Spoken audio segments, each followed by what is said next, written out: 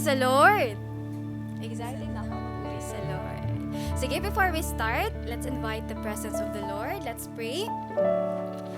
Lord, we thank you, Panginoon, sa araw na ito. Salamat, Panginoon, sa iyong kabutihan at katapatan, Lord, sa mga nakalipas na araw, Panginoon. Salamat, Lord, dahil sa pagkakataon na ito, meron na naman kaming chance, Panginoon, na ipagdiwang ang iyong kalwalhatian, kabutihan sa aming mga buhay. Kaya sa pagkakataon na ito, Panginoon, patuloy mo nga pong kilusin ang iyong mga anak sa lugar na ito. That, Lord, muli mong i-align ang puso ng bawat isang naririto, Panginoon, into the heart of worship, O God. And Lord, we pray, Panginoon, na sa bawat sulok ng lugar na ito ay mapuno, Panginoon, ng iyong presensya. Sapagkat, Panginoon, kami ngayon ay nananabik, Panginoon, sa iyong presensya. And Lord, we pray, Panginoon, anuman ang dala-dala ng bawat isa, anuman, Lord, yung mga nagiging hadlang, Panginoon, para kami ay makapagpuri, hindi namin ito hinahayaan sa pangalan na Jesus. And Lord, we pray na ikaw na po ang kumilos at mangusap sa bawat isang naririto. Excited na po kaming pumalakpak, excited na po kaming kumanta sa iyong harapan. Ito ang aming dalangin sa matamis na pangalan ni Jesus. Amen! Come on, church! Ipalakpak natin ang ating mga kamay sa Panginoon! Hallelujah!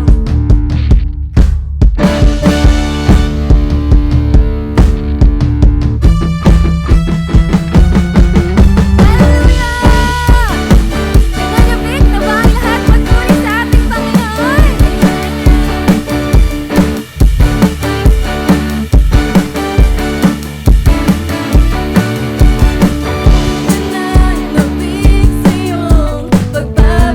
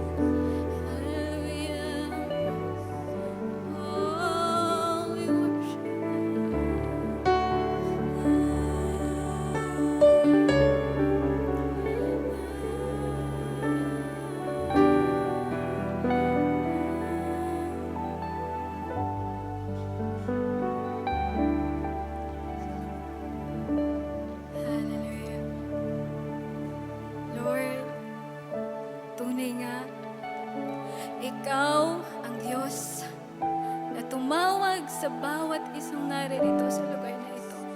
And Lord, ito po ang iyak ng aming puso. Ang gamitin mo, Lord, ang aming mga buhay para, Lord, maabot ang aming mga kaibigan, maabot ang aming mga kaklase, maabot ang aming mga katrabaho, at higit sa lahat, Panginoon, maabot ang aming mga mahal sa buhay. And Lord, right now, patuloy po namin isinusuko ang buong pagkatao namin sa iyo. That, Lord, sinusuko namin sa iyo lahat ng doubt, lahat ng fear, lahat, Panginoon, ng duda, Panginoon, na meron ng bawat isang naririto sa kaligtasan na kanilang natanggap. Lord, right now, Lord, isinusuko namin to sa iyong harapan. Come and consume us, O God. And Lord, kung meron man sa mga anak mong naririto, Panginoon, na napapagod, Lord, ikaw ang siyang maging extension ng kanilang kalakasan. Lord, we declare joy, Panginoon, sa bawat isang naririto. We declare strength over weakness in the mighty name of Jesus. That, Lord, we declare life over death, Panginoon, sa bawat isang naririto. And Lord, we declare, Panginoon, ang bawat isang naririto ay hahayo, Panginoon, sa anumang lugar mo kaming dadalhin, na kami, Panginoon, ay susunod sa kung anong pinapagawa mo. And Lord, right now, ikaw na po ang patuloy na mag-equip sa bawat isang naririto, Panginoon. For Lord, we believe, hindi mo, Panginoon, pababayaan ang sino mang sumusunod sa iyo. Lord, bigyan mo ng boldness ang bawat isang naririto, Panginoon, na ipahayag ang iyong salita, na ipahayag ang kaligtasan, Panginoon. Especially, O God, in this last days. And Lord, patuloy po naming ibinabalik sa iyo ang kapurihan. Salamat, Panginoon, sa iyong presensya na muli na naman kaming pinalakas at pinuno, Panginoon. Tunay nga, Panginoon, there is strength, Panginoon, sa tuwing ikaw ay nagagalak sa amin. And Lord, sa pagkakataon na ito, patuloy mo, Lord, ipaghanda ang puso namin na maging mataba, Panginoon, tulad ng matabang lupa, Panginoon. Sa gayon, Panginoon, maging handa kaming tanggapin at palaguin, Panginoon, sa aming espiritu at kaluluwa, anuman, Lord, ang mensahe mo sa aming mga buhay. That, Lord, hindi lamang kami makikinig, Panginoon, sa pagkakataon na ito, but, Lord, we believe, Panginoon, may mangyayari at hahayo, Panginoon, ng iyong mga anak as we receive your word. Salamat, Panginoon. Ito po ang aming dalangin sa matamis na pangalan ni Jesus. Amen. Ayan. Sinong na-bless sa presensya ng ating Panginoon? Amen. So, ngayon po manatili tayong nakatayo and i-welcome po natin ang taong magdadala ng salita ng Diyos, our man of God, si Pastor Prince Jules Jerez.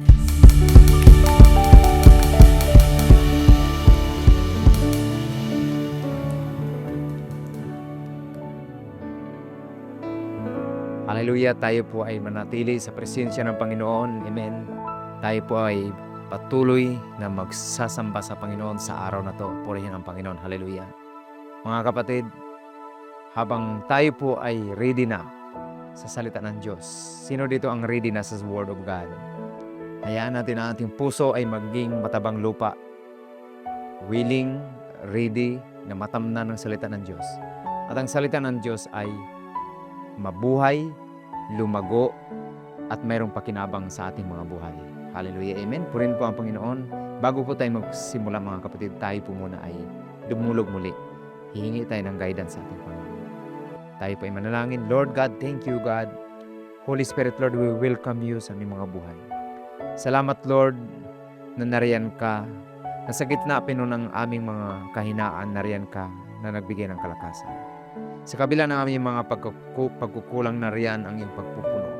Sa kabila, Panginoon, Lord, ng aming, Panginoon, mga bagay na kung saan kami ay hindi perfecto, pero nariyan ang iyong perfection, ang iyong holiness, ang iyong righteousness na laging ibinibigay sa araw-araw na buhay. Salamat, Lord, dahil, Lord, tunay nga po ang aming buhay ay laging dapat nakakunik sa inyo, Panginoon na Diyos. You are the vine, we are the branches, O God. Hayaan mo, Panginoon, na kami ay manatili sa inyong salita, manatili, Lord, sa inyong kalooban. At Lord, kami ay lalago, Pinoon, at magiging kagamit-gamit mo, lalo't higit, Pinoon, sa layunin mo, na Lord, hindi lamang kami makatanggap, kundi we are willing and able to, God, hallelujah, na maipasa namin ang aming mga na-receive mula sa inyo, Pinoon. Purihin at dakilain ka, i-bless mo lahat ng narito, lahat na nakikinig, Pinoon. Holy Spirit, O God, I pray na lang ang mensaheng ito, Pinoon, o Diyos, ay maganap sa aming buhay, Pinoon, O God. Sa generation, Pinoon, O God, na mayroon kami, Pinoon, maggamit namin, Lord, ang aming panahon for your glory. Ito pa aming dalangin sa pangalan ni Jesus. Amen. Amen. Sige po mga kapatid, tayo po ay umupo. Sabihin mo sa iyong katabi, kumusta ka? Ayan, amen, glory to God. So ngayon po ay series recap po muna tayo. Kasi tayo po ay naka-series. Ibig sabihin po nito ay pinag-aralan po natin ang 5 purposes ng buhay. At natalakay na po natin ang 4. At ang aking isi-share sa inyo, uulitin ko, ay nakabase po ito sa libro ni Rick Warren na ang pamagat ay The Purpose-Driven Life. At mayroon po doong tanong sa libro na yon. Ang katanungan ay, what on earth you are here for? Napakahalagang tanong na dapat nating masagot at kapag nakita natin ang sagot, kailangang maipamuhay. Marami pong dahilan ang tao bakit ba siya nabuhay. Pero naniwala ako, kapatid, na ang tamang makapagsalita o mayroong final say kung paano tayo mabuhay, kung ano ang purpose natin, bakit tayo nabuhay, walang iba kundi yung nag-create sa atin, ang Diyos. At kung titingnan po natin ang kanyang word, ang kanyang revealed word, makikita po natin na tayo po ay nilikha para sambahin ang ating Panginoon. Hindi ang mga ibang bagay, hindi ang kanyang creation, kundi ang creator ng lahat ng creation. Amen. So, sa week 1 po natin, na-discover po natin na ang unang purpose ng buhay natin ay, number 1, you were planned for God's pleasure. Yan po ay worship. Ang unang purpose ng buhay natin ay para sambahin siya. Nilikha ka ng Diyos. Plano ka ng Panginoon para sa kanyang kasiyahan. And sa pangalawang week po, nakita po natin that you were formed for God's family. Purpose number 2 ay fellowship. So, hindi ka lang pinabayaan ng Diyos na mag-isa, inilagay ka sa kanyang pamilya. At kailangan konektado ka sa pamilya ng Diyos. Ang tawag dito ay fellowship. At pangatlo po ay you were created to become like Christ. Mayroong patutunguhan ang relasyon na to. Nung ikaw ay nagiging anak, ang kamukha ng anak na to ay magiging katulad ni Kristo. Ang tawag dito ay discipleship. You were created to become like Christ, discipleship. And week 4, nakaraan, you were shaped for serving God. Hinubog ka para maglingkod sa Kanya. Ang tawag dito, ministry. At ngayon, dadako tayo sa huling purpose. Hindi ito yung least important, sa katunayan. Ito ang isa sa pinaka-urgent na purpose dahil connected ito sa eternity ng tao. Ang panglimang purpose ay mission. Amen? You were made for a mission. Mayroon kang gagampanan. Nilikha ka ng Diyos para sa isang mission. Amen. Ang tao po ay marami pong kinaabalahang mission sa buhay. No? Iba-iba ang mission ng tao ngayon. Amen. Pero bago po natin laliman ang mission, gusto ko pong ipakita sa inyo ano ba ang pagkakaiba ng ministry sa mission. Ang pagkakaiba ng ministry sa mission, ang ministry, is your service to believers. Hmm. Kapag mananampalataya na yan, anak naman ng Diyos yan, ang ministry ay yung direksyon niyan, magse-serve ka para sa kapwa mo mananampalataya. While ang mission is your service to unbelievers. So nakita po natin ang pagkakaiba mga kapatid. Ang ministry mo para palakasin ang katawan ni Kristo sa mga anak niya. Ang mission mo ay para dalhin ang mga tao kay Kristo. Okay. So kailangan makita po natin na ang balanse na klaseng anak ng Diyos, mayroong ministry at mayroong mission. Amen. So mayroon tayong dalawang direksyon na patutunguhan bilang Christian. Ito yung maglingkod ka sa church, ito yung inward, at abutin mo ang mundo, ito yung outward. So may inward calling tayo ang maglingkod sa church, at mayroon tayong outward calling ang abutin ang wala pa sa pamilya ng Diyos. Amen. Ang sabi ng Proverbs chapter 11 verse 30, ang sabi niya dito, he who wins souls is wise. He who wins souls is wise. Amen. Matalino daw ang tao na ginagampanan ang mission niya na i-win ang tao na to para kay Lord. Dahil karamihan sa mission sa mundong ito ay temporary lang. Kaya nagiging wise kasi mayroon itong eternal na value. Marami pong mission ang tao, katulad ng makaipon ng maraming pera. Mission ng maraming tao yon. Pangalawang mission ng tao, makapagpatayo ng magandang bahay. O magandang mission naman yon. Susunod, makapag-asawa sa mga single. Mission. Mayroon namang ibang mission, magkaroon ng sasakyan, magkaroon ng negosyo, mission yon. Magkaroon ng magandang pangalan at mayroong titulo sa society. Yun ang mission. Kaya nag-aaral, pinagsisikapan para mayroong goal, mayroon silang mission sa buhay, pang sarili. Mayroon din mga mission na magiging successful at masecure ang kanilang future. Amen. So I believe, bawat isa sa atin, mission din natin yon. Wala pong masama sa mga bagay na yon. Pero alam niyo po mga kapatid, bilang mga anak ng Diyos, hindi lang po doon umiikot ang ating buhay. Amen? Meron po tayong pinakamahalagang mission sa buhay. May pinakamahalaga. Ibig sabihin, may mahalaga, pero mayroong mas mahalaga. Dahil alam naman natin na lahat ng mga bagay dito sa mundo, una-una, lumilipas yan. Kung hindi malipasan, nawawala. At hindi po yan madala doon sa buhay na walang hanggan. Pero ang mission po ay mayroon po itong eternal value. Sabi mo nga, eternal. So hindi lang siya temporal na may value, kundi ang ating mission na pinapagawa ng ating Panginoon ay mayroon itong eternal value. That's why fulfilling your mission on earth is an essential part of living for God's glory. Napaka mahalagang parte ng buhay ang tayo po ay ma-fulfill natin ang mission ng Diyos sa buhay natin.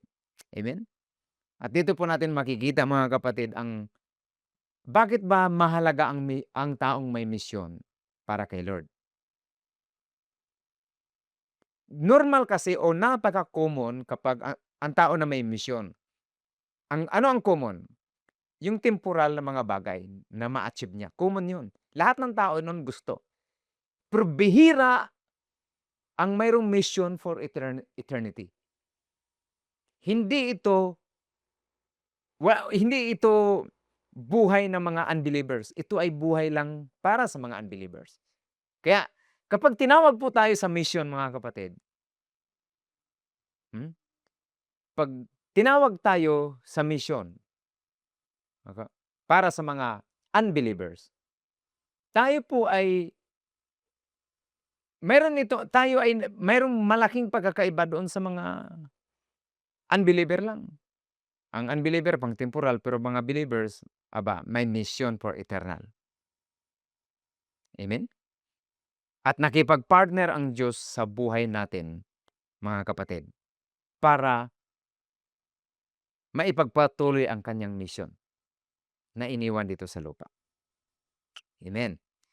Kaya mahalaga po na tayo po ay merong mission. Ano ba ang kahalagahan ng mission? Your mission on earth is a continuation of Jesus' mission. Yung mission mo ay ipinagpatuloy mo lang ang mission ni Jesus dito sa lupa. So bilang tagasunod ng ating Panginoong Hesus, hindi tayo tinawag ng Panginoon para magiging audience lang ng kanyang ginawa noon at tagabasa ng kanyang ginawa noon, tagahanga ng kanyang ginawa noon. No. Tinawag tayo na ipagpatuloy ang kanyang ginagawa noon. Alam niyo ba si Jesus ay gumagawa pa rin ngayon? Pero sa pamagitan ng mga mananampalataya. Amen? Now, tanggapin niyo po ito.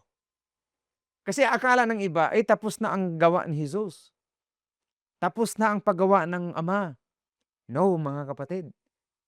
Ang Diyos ay patuloy pa rin kumikilos ngayon, pero ang kanyang pagkilos ay, bagamat hindi na direct si Jesus ang kumikilos, pero yung mga anak, yung mga followers ni Jesus, ikaw yun na anak ng Diyos, ay ini-expect ng Diyos na tuloy-tuloy ang pagkilos. Sa anong paraan? Ang pagmimisyon.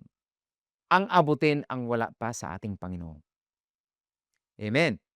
So as His followers, mga kapatid, we are to continue what Jesus started. Ano yung sinimulan ng ating Panginoon, kailangan natin itong ipagpatuloy. Amen. Kaya ka na born again, kaya ka naligtas, kasi may isang tao na tumupad sa mission niya. And I pray na pagdating sa iyo, hindi ito hihinto, kundi tutuloy. Amen. Tutuloy ang misyon ng ating Panginoon dahil sa buhay mo. Maasahan ba ni Lord na tutuloy ang mission ni Lord sa buhay mo? Huwag kang papayag na naabot ka ng mission pero sa'yo huminto. Sabi mo siyang katabi, huwag kang pumayag. Amen. Huwag kang pumayag na ikaw lang yung na-mission pero hindi ka nagmi-mission.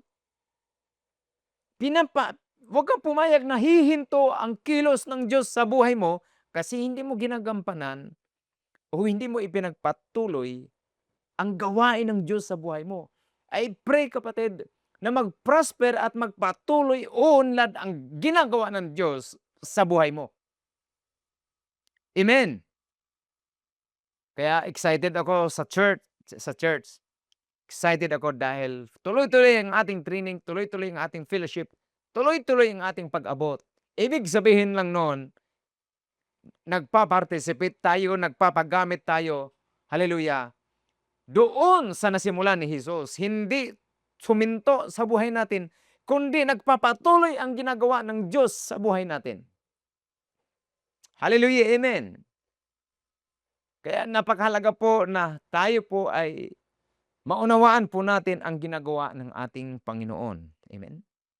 Kaya bilang isang iglesia, bilang isang church, ay hindi lang po tayo isang mga anak ng Diyos na nag-gather sa isang sulok. We are not a gathering place. We are a sending place. Amen. Hindi lang tayo nanatili, kundi tayo ay nagmo-move. Ginagampanan natin ang assignment ng Lord sa buhay po natin. Amen. Hindi lang tayo tinawag para lumapit kay Jesus. Tinawag din tayo para humayo para kay Jesus. Amen. Hallelujah. Makikita po natin sa Word. Makikita po natin sa Matthew, Mark, Luke, sa John, even sa Book of Acts, na in-invite niya ang tao para ma-encounter siya. Pero hindi lang nagtatapos doon. In-invite niya rin ang tao para humayo kasama siya. Yan ang taong may sense of purpose sa mission. Hallelujah, amen. Hindi lang yung, Lord, lalapit ako sa iyo. Andin huminto na. No. After nating lumapit kay Lord, sumama tayo doon sa ginagawa niya. Amen. Sabi mo siyang katabi, huwag ka lang lumapit kay Lord, sumama ka sa ginagawa ni Lord. Amen. Hallelujah, amen. So Jesus calls us not only to come to Him, but to go for Him. We come to Jesus. Amen. Bakit tayo lumapit kay Lord? Unang-una, lumapit tayo kay Lord dahil may pangangailangan tayo sa Kanya. We come to Him. We come to Him para Number one, para mabago, para mapatawad, para mapalakas, para mapalapit muli tayo sa Diyos, para ma-bless, at marami pang dahilan para gumaling. We come to Him sa mga bagay na yon. Pero pagkatapos nating lumapit, mga kapatid, nung ikaw ay nabuo, ikaw naman ay sumama sa agenda niya. Amen? After mong lumapit sa Kanya, ikaw naman ay sumama sa Kanya. Hallelujah. You go for Him. Amen. So, nung ikaw po ay sumama na para sa Kanya, ginagamit ka na ngayon ng Panginoon, saan? Kung kanina, receiver ka lang, pero ngayon, contributor ka na. Amen? Saan? Para sa pamilya mo, para sa workplace mo, para sa school mo, sa mga kaklase mo, amen? Sa community mo. At sa mga taong hindi pa nakakilala kay Lord, walang ibang ginagamit doon ang taong lumapit kay Jesus at humayo para kay Jesus. Amen. Diyan mo mabuo ang purpose ng ating buhay.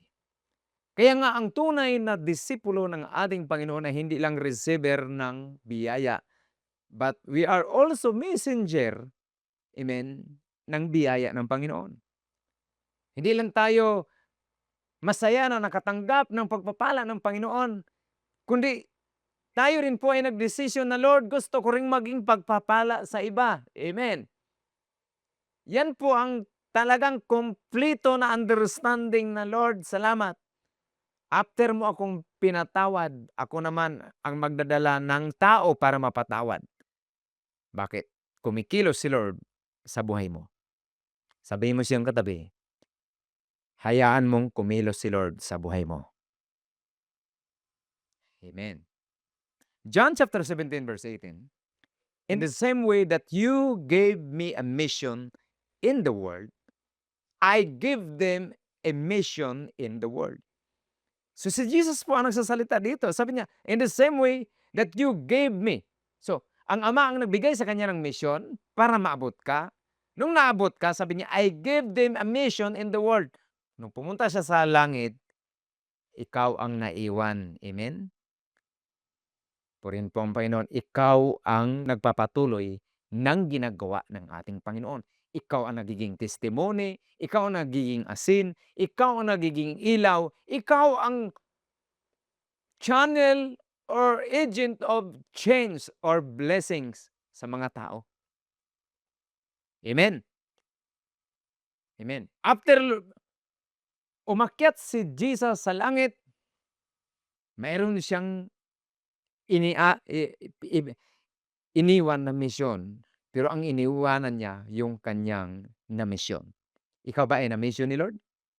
Ikaw ba ay na-save na? Therefore, para sa iyo ang mensahe ngayong araw na to. Amen? Now, kung titingnan po natin ang misyon ni Jesus Christ at ang description ng kanyang misyon sa Luke chapter 4, makikita po natin na yung mission ni Jesus Christ at yung ginagawa niya ay same na pagkagamit sa buhay po natin until now. Kung paano siya sinamahan ng Holy Spirit para gamitin para sa mga taong nangangailangan, tayo rin ngayon mga kapatid, ay sinasamahan ng Holy Spirit para maggamit din katulad ng pagkagamit ni Jesus. Amen.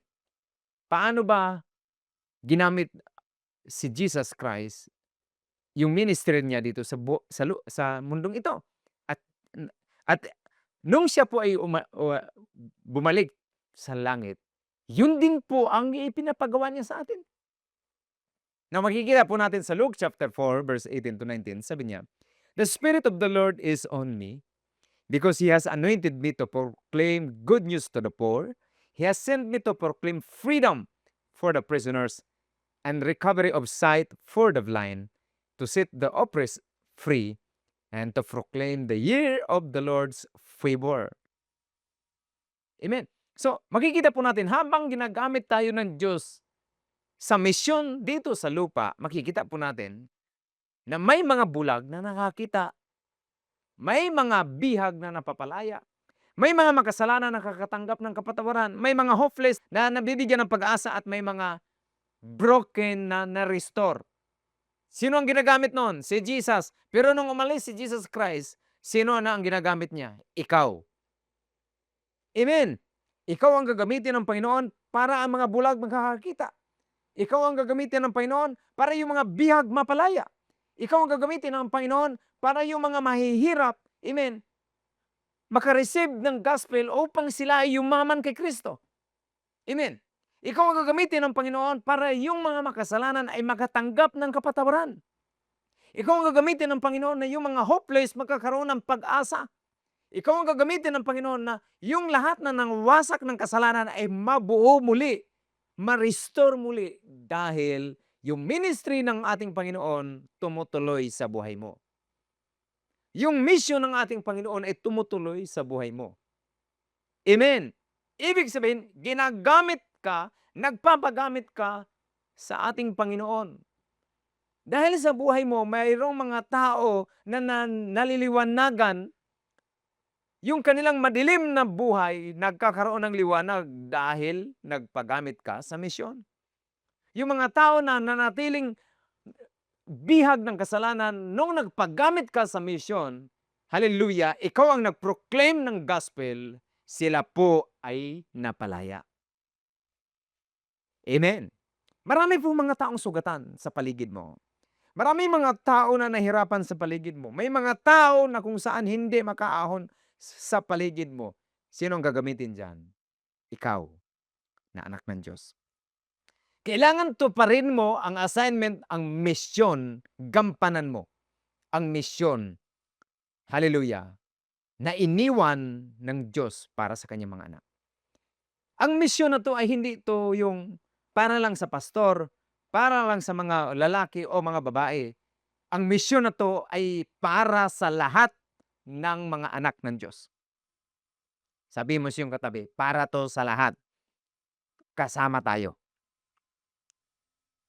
Hallelujah, amen. So, hindi lang po ibig sabihin na tayo ay, hindi tayo yung tagapagligtas. No, tayo lang po ay ginagamit ng Panginoon para maligtas ang iba. Si Jesus Christ pa rin ang tagapagligtas.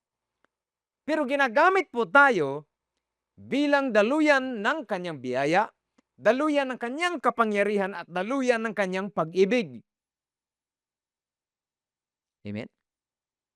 Daluyan ka ng kanyang mensahe, ng kanyang biyaya. Dumadaloy sa iyo ang biyaya, dumadaloy sa iyo ang kapangyarihan ng Diyos, dumadaloy sa iyo ang pag-ibig ng Diyos. Amen. Now, pakinggan niyo po mabuti.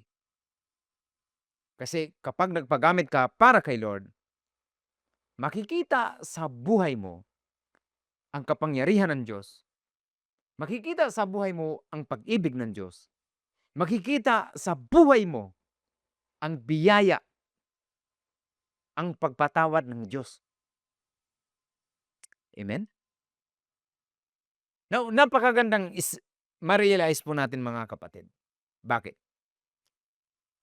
Kailangan mong maintindihan na ikaw ay daluyan kapag ikaw ay nagpapagamit. Hindi ka magiging daluyan kapag hindi ka nagpapagamit.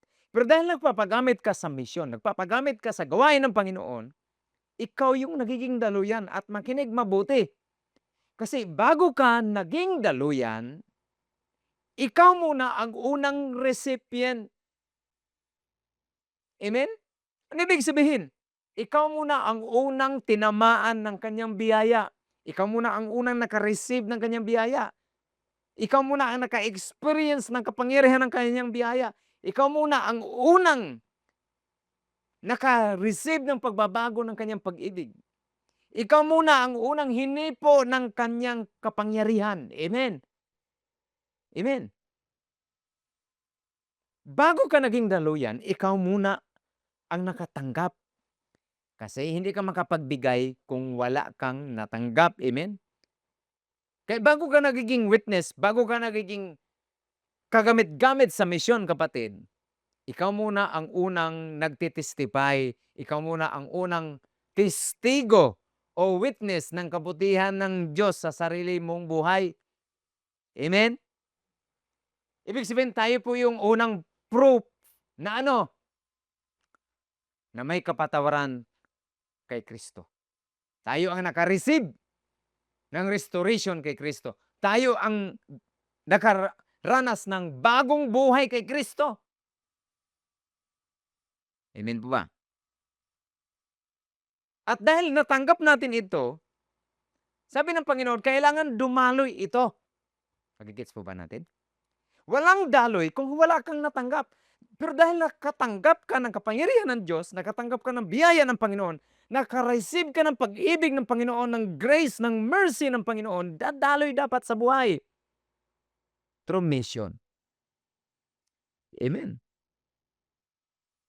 Amen. Gusto ng Diyos na ipadaloy ang kapangyarihan niya, ang pag-ibig niya, ang biyaya niya, ang habag niya sa buhay mo. Amen. Hindi lang yung na-receive mo and then sarilinin lang ang pag-ibig. No. Dapat dumalo yan. I declare sa buhay mo, hallelujah, dadaloy ang kapangyarihan ni Lord. Dadaloy ang biyaya. Amen. Ano ibig sabihin? Kung paano ka minahal, kung paano tayo minahal ng Diyos, gagamitin tayo para magmahal. Amen. Iba kasi, gusto kong mahalin ako ni Lord. Pero ayaw magpagamit na magmahal doon sa mission ni Lord.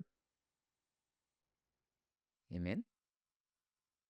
Kung paano tayo pinatawad ng Panginoon, gagamitin tayo na magdala ng mensahe ng kapatawaran. Amen po ba? Kung paano tayo binago, gagamitin tayo para magdala ng pag-asa sa mga taong nawasak ng kasalanan at malayo sa Diyos. Ikaw ang gagamitin. Amen po ba? Dahil binago ka, na-experience mo ang pagbabago, aba, hahayok ka ngayon na makita mo, hindi. Ayaw kong hihinto ang pagbabago sa buhay ko. Gusto kong maraming mabago sa pamagitan ng buhay ko dahil susunod ako. At sa mission na ipinagawa sa akin ng Panginoon. At ako ang magtitestify ng kabutihan ng Panginoon sa buhay ko. Katulad ng isang babae na marami siyang karelasyon. And then maya nung na-receive niya ang pagpatawad ng Panginoon, siya yung nagiging missionary. Amen? Pinakilala niya. Sabi niya, naramdaman ko ang pagpapala, naramdaman ko ang grace, naramdaman ko ang kapayapaan, naramdaman ko ang peace. Nung nakausap ko si Jesus Christ, sabi niya, pumunta rin kayo sa Kanya. Ganun dapat ang hitsura ng taong naka-receive ng pagmamahal, nakatanggap ng pagmamahal, nakatanggap ng biyaya, nakatanggap ng pagpatawad, nakatanggap ng habag. Dapat dadaloy. Sabi mo siyang katabi, dapat dadaloy sa buhay mo. Amen? Kaya ito po ay kapag may mission, kapatid, na tumutuloy ang mission ni Jesus Christ dahil sa buhay mo, Napakalaking privilege ito bilang isang mananampalataya. Amen. 2 Corinthians chapter 5 verse 18. God has given us the privilege of urging everyone to come into His favor and be reconciled to Him. So number 2, your mission is a wonderful privilege. Sabi mo, privilege. Napakalaking karangalan na gamitin ng Diyos. Amen. Anong karangalan ito? Na magdala ng tao na maibalik sa Diyos. At ikaw ang instrumento na na-reconcile ang tao sa Diyos. Hallelujah. Amen. Amen. Para maging bahagi ng pagbabago ng isang buhay ng tao. Hindi yung ikaw yung bahagi ng kaguluhan ng isang tao, kundi bahagi ka ng pagbabago, ng pag-aayos ng ibang tao dahil nagpapagamit ka. It's a privilege. Basahin natin ulit. God has given us the privilege of urging everyone to come into His favor and be reconciled to Him. Sino? Tayo. God has given us. Amen. Sinong ginagamit? Ikaw. Kaya kailangan magpagamit ka. Purihin po ang Panginoon. Amen. Now, tingnan po natin ang dalawang great privileges ng mission. Number 1 is we get to work with God. And number 2, we get to help build God's kingdom. Imaginein mo ang Diyos na nag-create ng universe. Amen. Ay pinili niya na magiging partner ka. Amen. Eh tayo nga, kapag maging partner lang natin yung mga sikat at mga successful na mga business man and woman dito sa Pilipinas, tiyak magtatagumpay ang business. Amen. At napakalaking privilege yun. Alam mo, partner ko si ganito, partner ko si ganito. Amen. Pero ang Diyos, pinili ka na magiging partner. Na we get to work with Him and we get to help His kingdom. Amen. To work with Him and to help His kingdom na mag-build. Amen. Imaginein mo, tinutulungan mo ang gawain ng Diyos. Ang sarap isipin na yung ginagawa mo para kay Lord, tinutulungan mo na magpatuloy ang ginagawa ng Diyos. Hindi huminto sa iyo. Hallelujah. Amen. Amen. Kaya purihin pa ang Panginoon.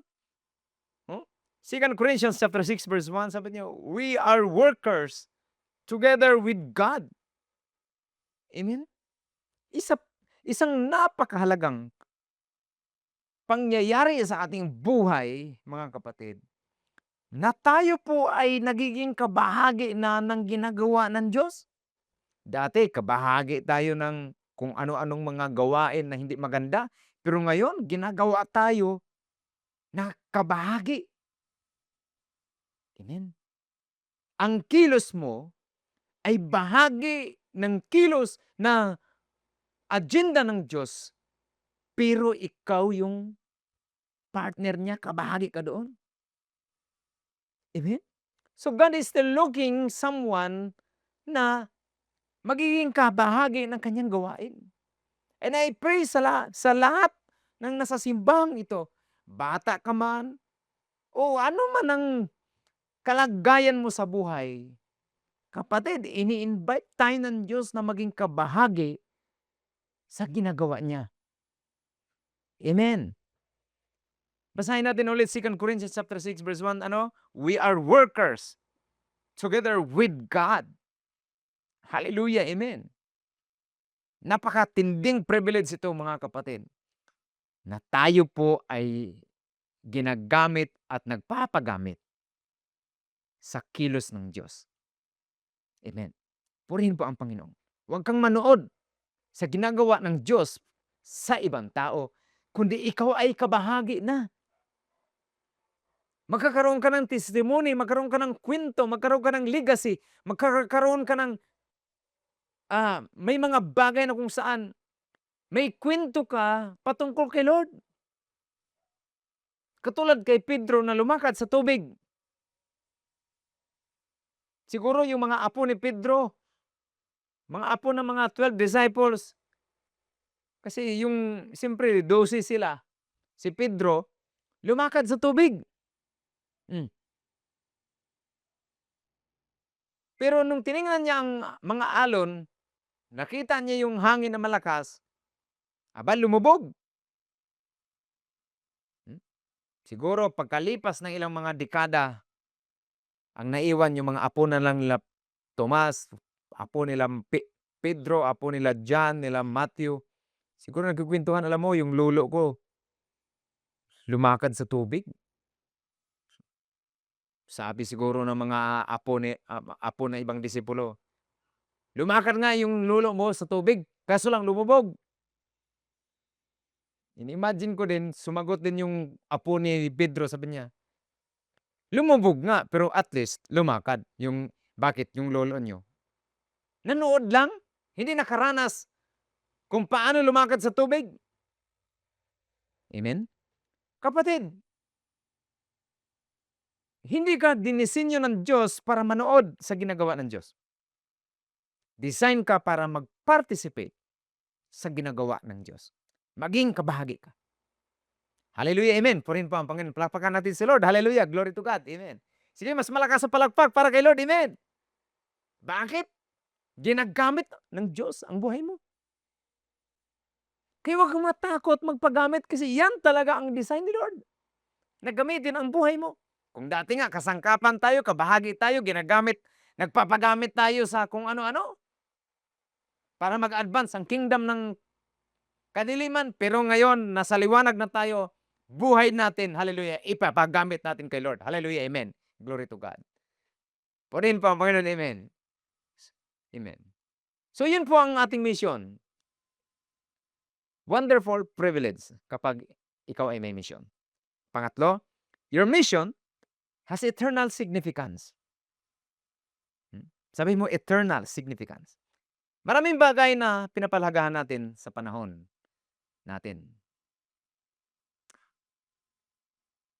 Inilaan natin ating lakas, buhay, amen, sa mga temporary na mga bagay. Pero hindi yon, wala yung impact, wala yung eternal value. May impact dito sa buhay.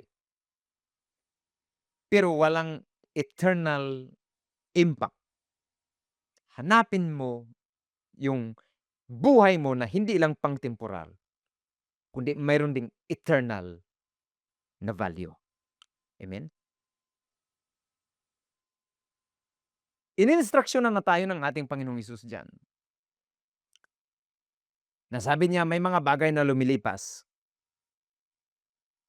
Sabi niya, mag-invest kayo sa mga bagay na hindi lumilipas. May mga bagay kasi na kumukupas at lumilipas ang halaga. Tama? May mga tao, may mga bagay na sikat noon, sikat ngayon, pero bukas, laos na. Kukupas bukas. Mahalaga ngayon, pero bukas, hindi na mahalaga. Maaring pinag-aagawan ngayon, pero bukas darating ang panahon, hindi na siya pinag-aagawan dahil kung hindi man bumaba ang halaga, nawala ng halaga. Pero ang mission ng Panginoon sa buhay po natin mga kapatid, hindi yun nawawalan ng halaga. Ang ating mission ay meron itong eternal significance. Amen. Kaya nga ang ating Panginoon, meron siyang sense of urgency sa kanyang mga mensahe. Amen? Sense of urgency sa mga ipinapagawa niya. Kasi ang tao po, tayo, sa normalan lang ako, minsan tumatambay ako sa SM, habang nagpe-prepare, nakikita ko yung mga tao, talagang iba-iba yung agenda. May umiinom ng kape, kumakain, naggo-grocery, yung iba nagmi-meeting, marami. Pero napapansin ko doon karamihan ng mga kilos na yun ay walang eternal impact. Para lang makakain, hmm, uminom, maging malusog, hmm. Yung iba doon may dinidil na mga lupa, dinidil na mga sasakyan, kung ano-ano. Pero yun po ay hindi urgent. Maaaring urgent sa kanila na makapag-ipon, accumulate ng mga bagay-bagay, pero si Jesus Christ, mayroon siyang urgency na assignment na kailangan nating gampanan kaagad. Bakit? Ang buhay po kasi natin mga kapatid, parang window lang yan. Hindi sa lahat ng panahon, nagagampanan mo yun kasi lilipas ka rin. Yes, ang mission ng Panginoon tutuloy-tuloy yan. Pero yung papasok ka sa window doon sa mission niya, kailangan matimingan mo yun. Anong klaseng timing? Kailangan habang malakas ka pa, buhay ka pa at meron kang opportunity na magpaggamit kay Lord, huwag mo nang ipagbukas. Gawin mo na ngayon. Amen. John chapter 9 verse 4, all of us must quickly carry out the task assigned us by the one who sent us. Bakit daw? Because there is little time left before the night falls and all work comes to an end. Kaya tingnan mo, napaka-urgent ng words ni Jesus. Ano sabi niya? Because there is a little time left. Ano ibig sabihin nun? May limited window para gawin ang misyon. Ano yung window na yon? Habang buhay ka pa, uulitin ko, habang may lakas ka pa, hallelujah. Habang may opportunity ka pa na magampanan ang inassign na task sa buhay po natin ang misyon. Habang may oras ka pa. Yes, nagpapatuloy ang misyon ng Diyos. Hindi yan tuloy-tuloy yan. Hindi yan titigil ang ginagawa niya. Amen. Pero ang tanong ito, yung part ba ng mission sa buhay mo, gagawin mo ba habang mayroon ka pang pagkakataon? Amen?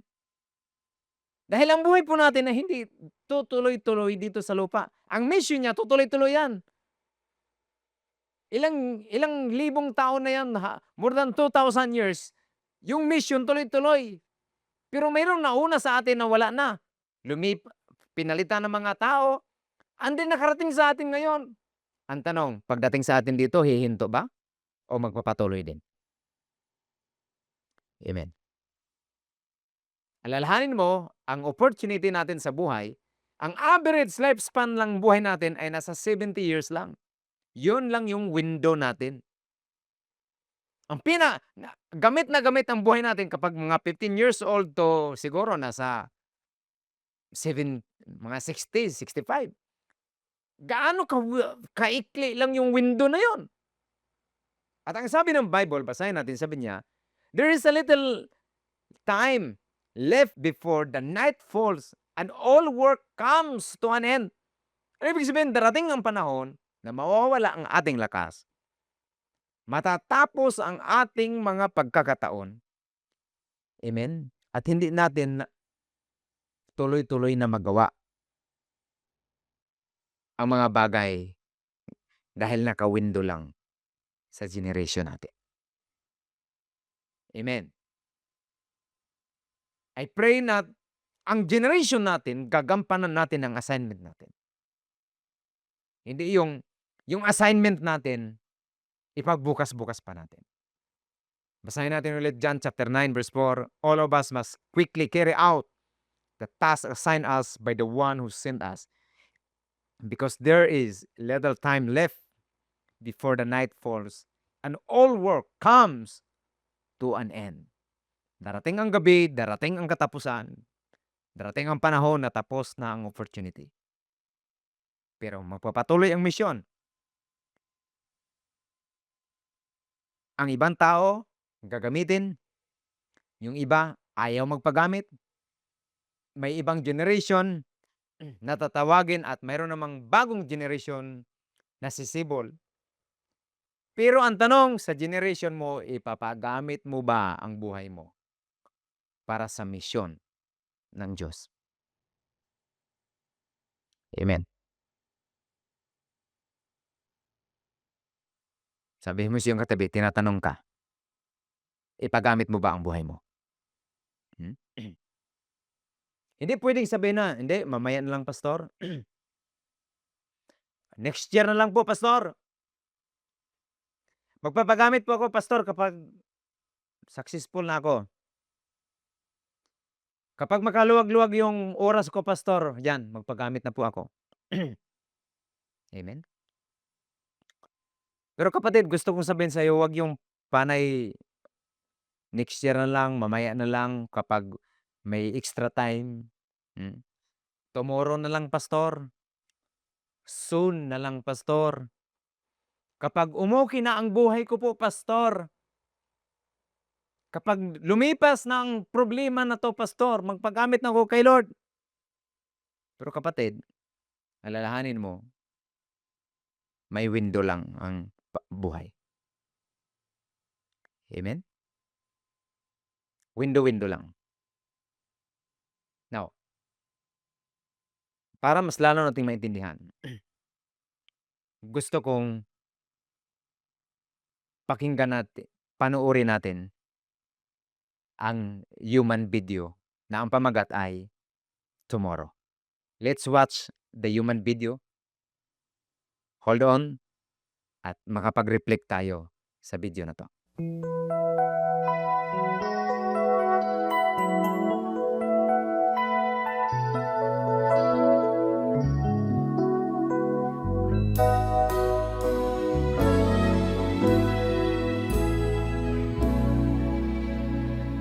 Jesus said, "Here I stand. Won't you please let me in?" And you said, "I will tomorrow." Jesus said, "I am He who supplies all your needs." And you said, "I know, but tomorrow, tomorrow, I'll give my life. Tomorrow, I thought about today, but it's so much easier to say tomorrow. Who promised you tomorrow? Better choose the Lord today, for tomorrow very well might be too late.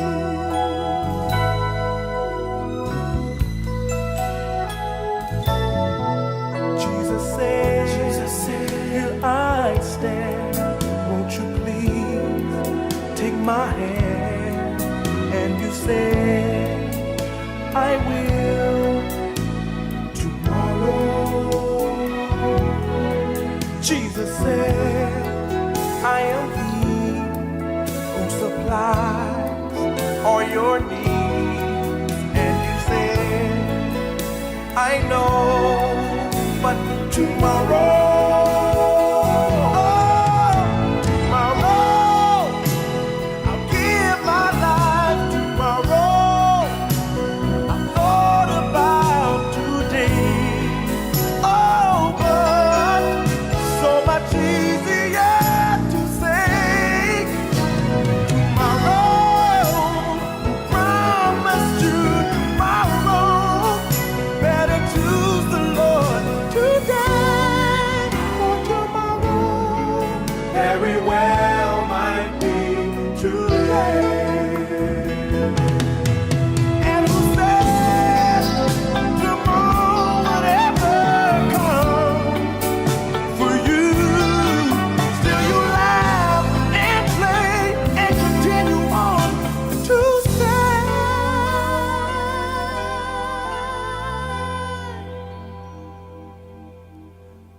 tomorrow. Forget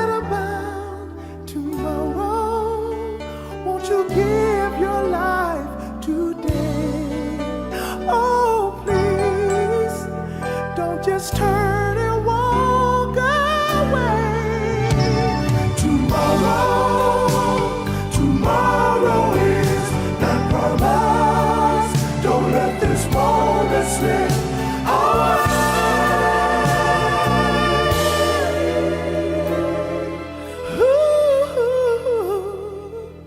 Your tomorrow could very well begin today.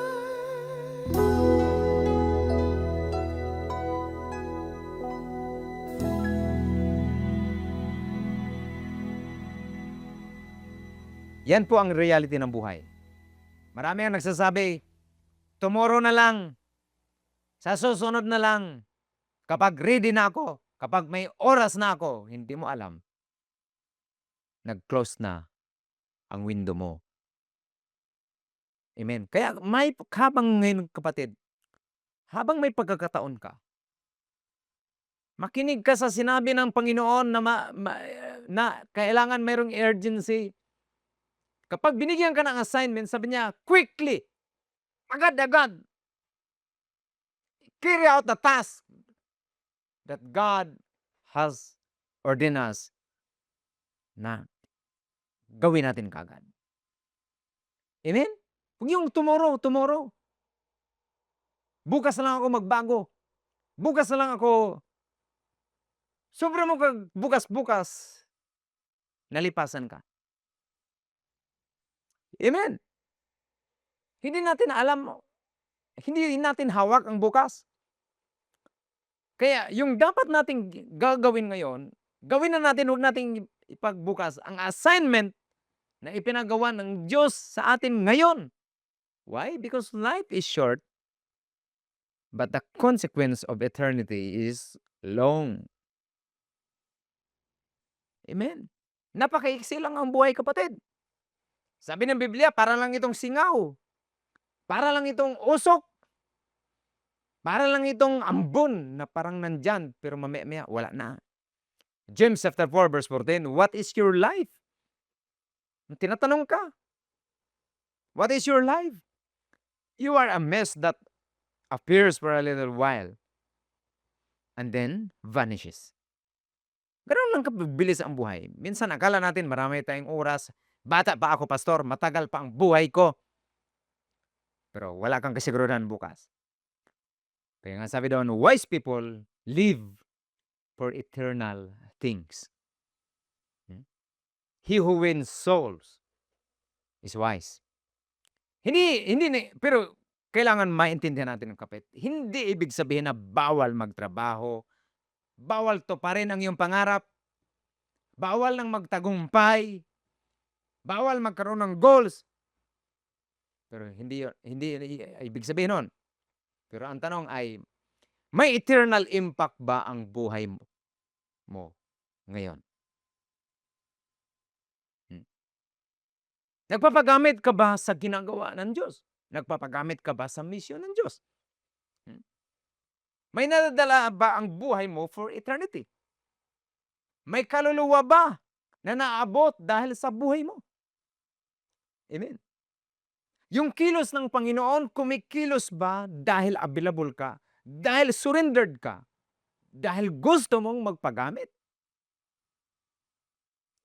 Amen. Huwag kang umiwas kapag ipagamit ni Lord ang buhay mo. Amen. Parang iniiwasan mo ang design, ang perfect design ng Diyos sa buhay mo. Kaya kailangan, kapatid, makinig kang mabuti at tanggapin. Unawain at ipamuhay, hallelujah, na mayroong assignment si Lord sa buhay mo. I pray na hindi huminto ang gawain ni Lord sa buhay mo. Hallelujah, amen. Ito po ang sabi ni William James. William James once said, the best use of life is to spend it for something that outlasts it. Ang pinakamagandang paggamit ng buhay ay ialay ito sa bagay na mas tatagal pa kaysa buhay mo ngayon. Amen? Ano ba yung mga bagay na tatagal magpakailanman? Hindi yung negosyo, hindi yung kasikatan, hindi yung ating mga possessions, hindi yung mga achievements, hindi yung mga titulo, kundi yung ating ginagawa. Nagpapagamit tayo ng ating buhay sa assignment, sa mission. At yung naabot natin dahil sa buhay natin, yun ang nananatili magpakailanman. Hallelujah, amen? All glory to God. Palakpakan natin si Lord, amen. Amen. Are you willing, kapatid? Amen. Na ipagamit mo ang buhay mo sa Panginoon. Amen? Kaya nga ito po ang dahilan bakit tayo po ay mamuhay na may purpose, driven na buhay. Yan ang dahilan na hindi lang natin napakinggan ang salita ng Diyos, kundi inuunawa natin to at ina-apply natin sa buhay. Amen? So, kapatid, I pray na magpatuloy ka kay Lord. I'm sure naranasan mo ang favor ni Lord. Naranasan mo, nakita mo na pinatawad ka, meron ka ng eternal life sa Kanya. At ngayon, kapatid, first half pa lang yun. Gusto ng Diyos na makipag-partner ka to go for Him, humayo ka para sa Kanya. Maipagpatuloy ang kilos niya sa buhay mo. Hallelujah, amen. Purihin po ang Panginoon, amen. Tayo po ay manalangin, mga kapatid. Iyuko po natin ang ating mga ulo. Tayo manalangin. Hallelujah, Lord. Salamat, Panginoon, sa araw na to na pinakita mo sa amin ang blueprint ng purpose ng buhay. Nilikha mo kami, Panginoon, O God, to worship. You form us into fellowship, O God. At binigyan mo kami ng pagkakataon, Panginoon, na bilang mga anak mo habang lumalago kami, ay nagiging kamukha kami ng aming Panginoong Hesus. Nagkakaroon kami ng maturity at nagpapagamit kami sa aming mga kapwa believers. Hindi kami kasangkapan na kasiraan sa mga believers, kundi kami ay kagamit-gamit na para magiging kalakasan, source ng kalakasan para sa iba. At hindi lang po nagtatapos doon, Lord. Na-stream po namin na ma-fulfill ang aming mission dito sa mundong ito. Na tuloy-tuloy ang pagkilos mo at kami, Panginoon, ay kasangkapan ng pagtuloy-tuloy na yun, O Diyos, sa aming buhay. Salamat, Panginoon, sa araw na to. I pray and I declare sa inyong mga anak, Panginoon, O God, na habang kami ay buhay pa, habang kami ay may lakas pa, habang kami ay merong opportunity, Panginoon, gagamitin mo ang buhay namin para sa iyong kaharian, Panginoon, O God. At balang araw, Panginoon, nais namin, Panginoon, O Lord, na marinig, hallelujah, ang sasabihin mula sa inyo, that well done, my good and faithful servant.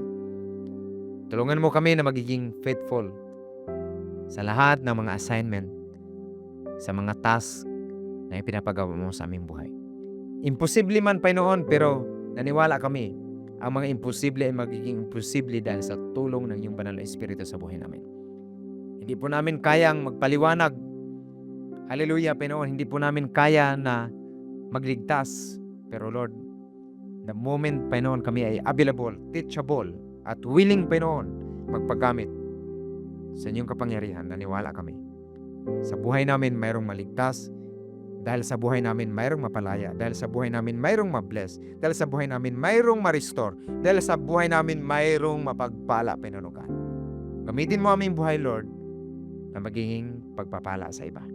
Salamat, Lord, dahil bago kami naging pagpapala, kami muna, Lord, ang nakareceive ng mga pagpapala ng gagaling sa inyo. Salamat, O Diyos, sa araw na to. Patuloy mong palakasin, palaguin ang church. Lahat ng narito, lahat ng iyong mga anak, in the mighty name of Jesus, kikilos sa isang direction, O Diyos.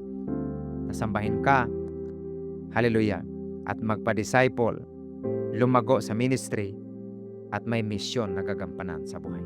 In the mighty name of Jesus, lahat ng nasa simbahang ito, Panginoon, maalis ang pagpabukas-bukas, maalis anumang klaseng laziness, hallelujah, in the mighty name of Jesus. At lahat, Lord, mag-participate sa ginagawa mo sa aming buhay.